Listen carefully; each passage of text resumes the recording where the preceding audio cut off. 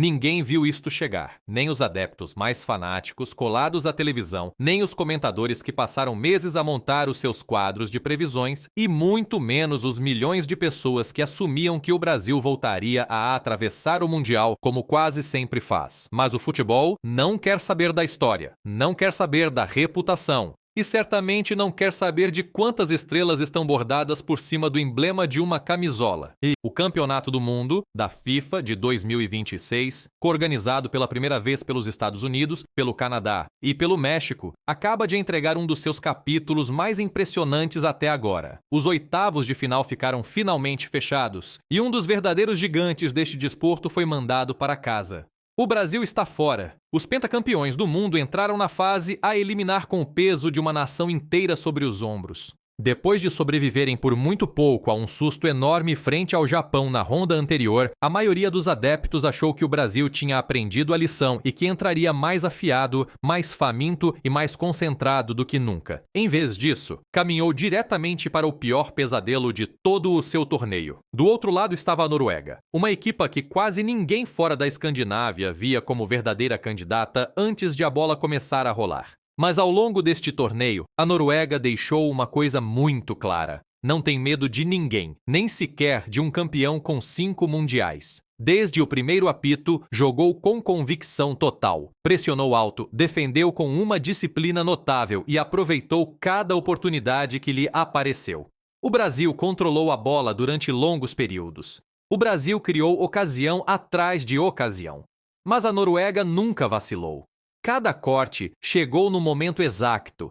Cada contra-ataque parecia capaz de acabar em golo. E a cada minuto que passava, a pressão sobre os jogadores brasileiros ia aumentando. A confiança que normalmente define o futebol brasileiro foi desaparecendo lentamente diante de uma multidão atônita. Depois veio o momento que virou o jogo do avesso. A Noruega marcou 2 vezes e acabou por fechar uma vitória por 2-1, que será repetida durante anos nos resumos. O estádio explodiu. De repente, o Brasil tinha tudo em jogo e quase nenhum tempo para resolver o problema. Os minutos finais transformaram-se numa corrida desesperada e caótica atrás do empate. Onda após onda de ataques brasileiros embateu numa defesa norueguesa que simplesmente se recusou a quebrar. O relógio continuou a correr. A tensão tornou-se quase insuportável, mas a Noruega manteve a linha até o árbitro apitar pela última vez. De um lado, celebrava-se uma das maiores surpresas da história do futebol norueguês. Do outro, os jogadores saíam do relvado em completa incredulidade.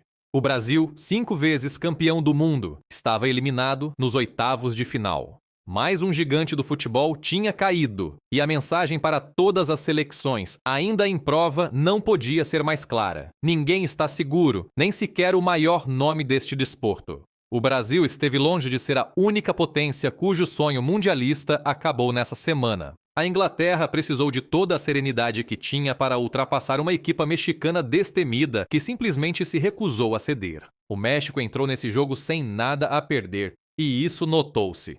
Lutou por cada bola dividida, contestou cada ataque inglês, arrastou a Inglaterra para um dos jogos mais duros e mais físicos de todo o torneio. Durante longos períodos, a partida manteve-se completamente equilibrada, com cada oportunidade a parecer capaz de decidir tudo. Mas o futebol a eliminar costuma resumir-se a um punhado de momentos, e a Inglaterra aproveitou os seus, acabando por vencer por 3-2.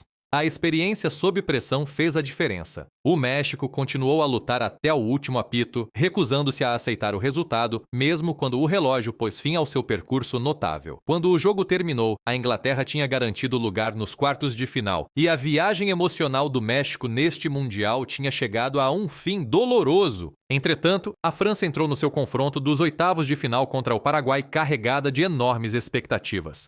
O Paraguai já tinha abalado o mundo do futebol ao eliminar a Alemanha mais cedo no torneio. E, de repente, todos faziam a mesma pergunta. Poderia o raio cair 2 vezes no mesmo sítio? Poderia outro gigante europeu ser mandado para casa pela mesma equipa surpresa? A França percebeu exatamente o que estava em jogo. Não havia espaço para complacência e absolutamente nenhum espaço para erro. Desde o primeiro minuto, controlou a posse e procurou pacientemente uma abertura. O Paraguai defendeu com enorme coração, frustrando a França durante longos períodos do jogo, mas os campeões tendem a saber sobreviver aos momentos difíceis. Por fim, a França encontrou o golo de que precisava e arrancou uma vitória por 1-0, que lhe deu passagem aos quartos de final. O Paraguai lançou-se desesperadamente à procura de um empate que nunca chegou. A mesma equipa que tinha surpreendido a Alemanha dias antes chegava finalmente ao fim de uma história mundialista inesquecível. Depois havia Marrocos, uma nação determinada a continuar a escrever história. Depois da sua caminhada inesquecível até as meias finais num ciclo mundialista anterior, alguns cépticos ainda se perguntavam se os Leões do Atlas alguma vez conseguiriam recuperar a mesma magia. A exibição nos oitavos contra o Canadá respondeu a todas as dúvidas de forma categórica. O Canadá lutou com bravura e mostrou verdadeira coragem, atacando sempre que surgia a mais pequena abertura. Mas Marrocos voltou a mostrar exatamente por que se tornou uma das equipas mais difíceis de desmontar no futebol mundial, vencendo tranquilamente por 3-0. A sua organização defensiva manteve-se sólida do princípio ao fim. As transições foram rapidíssimas. A confiança nunca tremeu por um único momento. À medida que o jogo avançava, Marrocos foi apertando lentamente o controlo até deixar o Canadá sem respostas. Quando soou o apito final, mais uma vitória histórica marroquina estava escrita. O sonho canadiano tinha acabado e a história de Marrocos só ficava maior. A Espanha também garantiu o bilhete para os quartos de final de forma dramática, afastando Portugal por 1-0 graças a um golo nos descontos do suplente Miquel Merino, já bem dentro do tempo adicional da segunda parte. Para Cristiano Ronaldo, com 41 anos e a disputar muito provavelmente a sua sexta e última presença em mundiais, a derrota trouxe um final emotivo a uma das maiores carreiras internacionais que este desporto alguma vez viu. Ronaldo ainda conseguiu marcar 3 golos neste torneio, igualando o seu próprio recorde de presenças em 6 campeonatos do mundo diferentes, mas nem o seu brilho conseguiu salvar Portugal da eliminação às mãos do seu feroz rival regional. Com isso, os oitavos de final ficaram oficialmente concluídos e o Mundial entrou na sua fase mais perigosa até agora, os quartos de final. A partir deste ponto, não há segundas oportunidades, não há adversários fáceis e não há absolutamente nenhuma hipótese de recuperar de um erro. Uma derrota e o sonho de um país inteiro desaparece de vez. Uma vitória e uma equipa dá mais um passo rumo à imortalidade futebolística. Restam apenas 8 nações em prova, e cada jogo parece agora uma luta de morte. Cada decisão tem um peso enorme. Cada erro pode definir uma geração inteira de jogadores e adeptos. Mas o torneio deste ano não tem sido definido apenas por resultados chocantes dentro de campo. Também foi abalado por uma das controvérsias mais estranhas e politicamente carregadas da história moderna dos mundiais. Uma polêmica que nada tem que ver com tática ou talento. E tudo tem que ver com poder, influência e uma chamada telefônica vinda do gabinete mais poderoso do país que recebe o torneio. Tudo começou durante o jogo da ronda dos 32 entre os Estados Unidos e a Bósnia e Herzegovina. O avançado norte-americano Folarin Balogun acabara de colocar os anfitriões a vencer por 1-0, mesmo antes do intervalo, e tudo parecia estar a correr de acordo com o plano. Depois, no início da segunda parte, o árbitro Rafael Claus foi ao monitor de vídeo após uma entrada que tinha passado sem castigo em tempo real. O que viu levou-o a mostrar cartão vermelho direto a Balogun por arrastar os pitões pela parte de trás da perna de um defesa bósnio. De acordo com os próprios regulamentos da FIFA, esse vermelho deveria ativar automaticamente uma suspensão de um jogo, afastando Balogun do decisivo confronto dos oitavos contra a Bélgica. O seu selecionador Maurício Pochettino ficou furioso na conferência de imprensa após o jogo, insistindo que nunca houve intenção de lesionar ninguém e classificando a decisão como uma grave injustiça contra o seu jogador. O que aconteceu a seguir transformou uma decisão disciplinar de rotina num verdadeiro incidente internacional. Segundo vários grandes órgãos de comunicação, incluindo a Reuters e a AFP, o presidente Trump telefonou pessoalmente ao presidente da FIFA, Gianni Infantino, depois do jogo contra a Bósnia e pressionou fortemente para que a suspensão fosse reconsiderada. Apenas um dia antes do encontro com a Bélgica, a FIFA deixou o mundo do futebol em choque ao anunciar que o castigo de Balogun não seria aplicado de imediato. Em vez de falhar o jogo, a suspensão foi simplesmente adiada para uma data futura não especificada, talvez até para um momento que nem sequer caísse durante este torneio.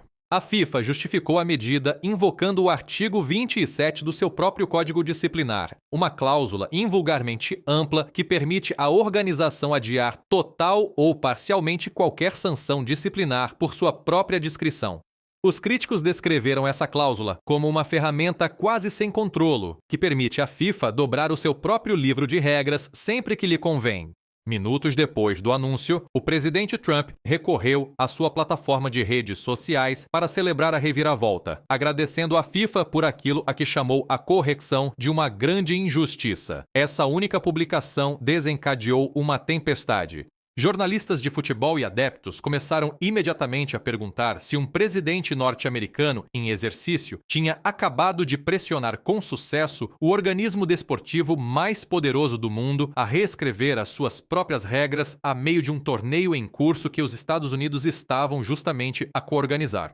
A FIFA manteve oficialmente que a decisão veio de uma comissão disciplinar independente e nada teve que ver com qualquer pressão política externa. Poucos no mundo do futebol pareceram convencidos. Sepp Blatter, antigo presidente da própria FIFA, criticou publicamente a chamada noticiada e o organismo que tutela o futebol europeu, a UEFA, chegou ao ponto de classificar toda a decisão como incompreensível e injustificável. A Federação Belga reagiu com verdadeira fúria. O selecionador da Bélgica, Rudi Garcia, disse aos jornalistas que inicialmente pensou que a notícia era uma espécie de piada quando ouviu que Balogun tinha sido autorizado a jogar. A Real Associação Belga de Futebol divulgou um comunicado formal em que se declarou espantada com a decisão e apresentou de imediato um recurso, argumentando que os próprios regulamentos da FIFA nem sequer incluem um processo formal de recurso para cartões vermelhos diretos. A Bélgica exigiu uma explicação escrita completa e o relatório de base do órgão disciplinar da FIFA, mas o recurso acabou por não conseguir alterar a decisão antes do pontapé de saída. Vale a pena sublinhar quão rara é uma intervenção deste tipo na história dos mundiais. Segundo historiadores do futebol, o único precedente remotamente semelhante remonta a 1962, quando a lenda brasileira Garrincha foi de alguma forma autorizada a jogar a final, apesar de ter sido expulsa na meia-final. Desde que os cartões físicos amarelos e vermelhos foram formalmente introduzidos no futebol em 1970, esta foi a primeira vez que algo parecido voltou a acontecer e a primeira em que surgiu tão abertamente ligado à pressão política direta de um chefe de Estado. No fim, a controvérsia quase não teve impacto no marcador. A Bélgica goleou os Estados Unidos por 4-1 em Seattle, com a estrela em ascensão Charles de Ketelaere a marcar 2 vezes, para mandar a nação co-anfitriã para fora do seu próprio torneio, nos oitavos de final. O próprio Balogun teve impacto quase nulo no jogo, apesar de ter sido autorizado a jogar, o que acrescentou mais uma camada de ironia a toda a história. Os jogadores belgas fizeram questão de o lembrar depois do apito final, com vários comentários mordazes sobre a polêmica dirigidos aos jornalistas norte-americanos, tratando a vitória como uma pequena medida de justiça após aquilo que viam como uma intervenção injusta vinda do topo do governo dos Estados Unidos.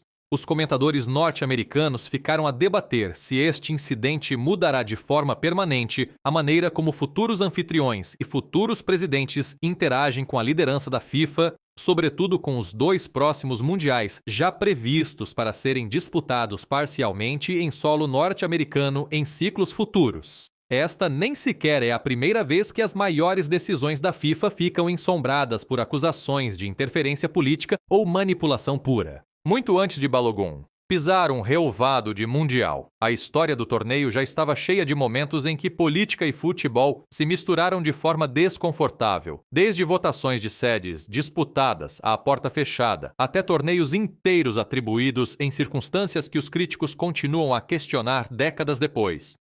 Analistas que cobrem o evento deste ano têm sublinhado que o caso Balogun encaixa num padrão muito mais antigo de lideranças da FIFA a abrirem exceções invulgares e difíceis de explicar sempre que uma enorme pressão política ou financeira chega da direção certa. Venha essa pressão de um chefe de Estado, de um patrocinador poderoso ou de uma federação regional com influência desproporcionada, o resultado tende a parecer o mesmo. Um organismo que proclama independência enquanto se dobra repetidamente sob peso exterior.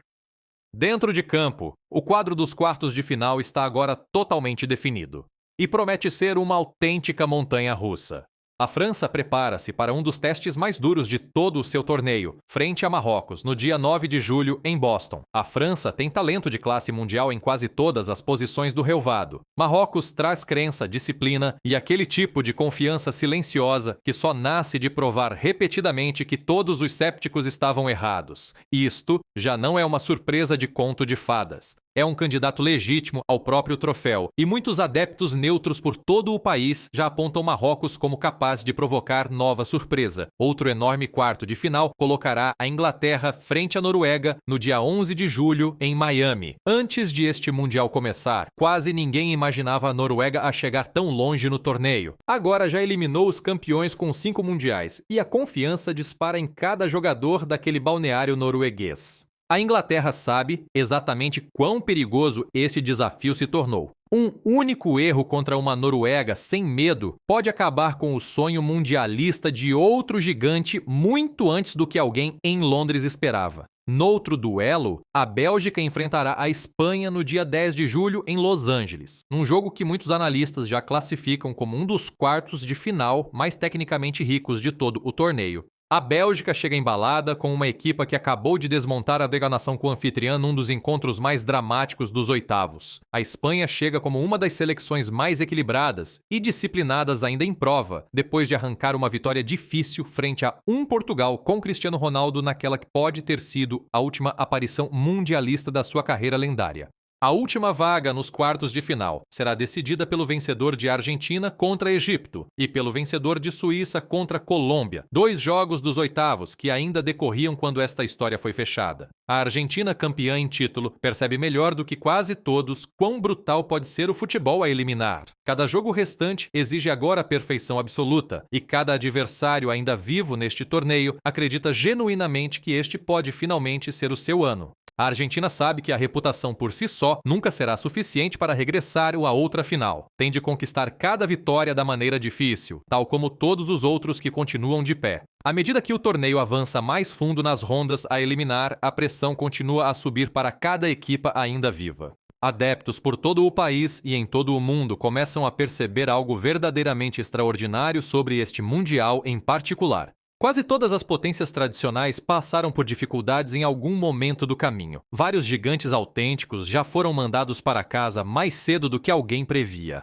As equipas teoricamente mais pequenas continuam a recusar aceitar o papel de outsiders. Cada nação, ainda viva, acredita, no fundo, que este pode ser o seu ano para finalmente levantar o troféu. Essa crença, mais do que qualquer outra coisa, é exatamente o que faz do Mundial o maior evento desportivo do planeta. A história não marca um único golo. Os troféus do passado não defendem um único ataque. Os grandes nomes e as camisolas famosas não garantem uma única vitória. Só conta o rendimento, só conta a coragem. Só a equipa que lida melhor com a pressão do que todas as outras sobrevive mais uma ronda. Os quartos de final prometem absolutamente tudo aquilo que um adepto de futebol pode desejar. Drama, emoção crua, desgosto, heróis inesperados e momentos de que se falará durante décadas. Mas este ano, a história vai muito para lá das linhas brancas do relvado. A controvérsia Balogun transformou um torneio de futebol num verdadeiro foco político, levantando perguntas incômodas sobre quanta influência um presidente norte-americano em exercício pode exercer sobre a organização desportiva mais poderosa do mundo e sobre se a liderança da FIFA é realmente tão independente como afirma. A Federação Belga já deu sinais de que poderá levar o caso mais longe por vias oficiais, mesmo depois de ter sido eliminada pela própria equipa que estava no centro da polêmica. Entretanto, várias outras federações nacionais, falando anonimamente com jornalistas, terão expressado preocupação discreta de que este precedente possa abrir a porta a campanhas semelhantes de pressão política em futuros torneios, especialmente com próximos mundiais já planeados em vários continentes nos anos que aí vêm. Por agora, porém, o futebol recusa-se a abrandar por quem quer que seja, com tempestade política ou sem ela. O caminho até ao troféu mundial nunca pareceu tão imprevisível e certamente nunca carregou tanta bagagem fora de campo. O Brasil caiu, o México caiu, o Paraguai caiu, o Canadá caiu. Os Estados Unidos, a própria nação no centro da maior controvérsia política do torneio, também caíram, eliminados nos oitavos, apesar de tudo o que aconteceu nos bastidores. Portugal, e muito possivelmente toda a carreira internacional de Cristiano Ronaldo, também caiu. Mas 6 sonhos terminaram e apenas 8 equipas continuam de pé. Quando os quartos de final acabarem, só 4 nações ainda acreditarão que podem levantar o troféu mais famoso de todo o desporto. Nunca houve tanto em jogo. A pressão nunca foi tão grande. E graças a uma única chamada telefônica que pode ou não ter alterado o desfecho de toda a campanha mundialista de uma nação, a política em redor deste torneio talvez nunca tenha sido tão confusa. Conseguirá a França continuar em Boston a sua caminhada rumo a mais um título mundial? Conseguirá Marrocos fazer mais um milagre contra uma das equipas mais talentosas da Europa? Irá a Noruega voltar a chocar o mundo do futebol depois de já ter eliminado o Brasil pentacampeão? Conseguirá a Espanha resistir a uma Bélgica em brasa que acabou de desmantelar a nação co-anfitriã no seu próprio território? E continuará o impacto da controvérsia Balogun a ensombrar este torneio até a final em Nova Jersey no próximo fim de semana, independentemente da equipa que acabe por levantar o troféu? Uma coisa já é certa. Se os oitavos de final entregaram tanto drama dentro de campo e no mundo da política, os quartos podem muito bem tornar-se um dos capítulos mais inesquecíveis da história dos mundiais, por razões que vão muito além do resultado final.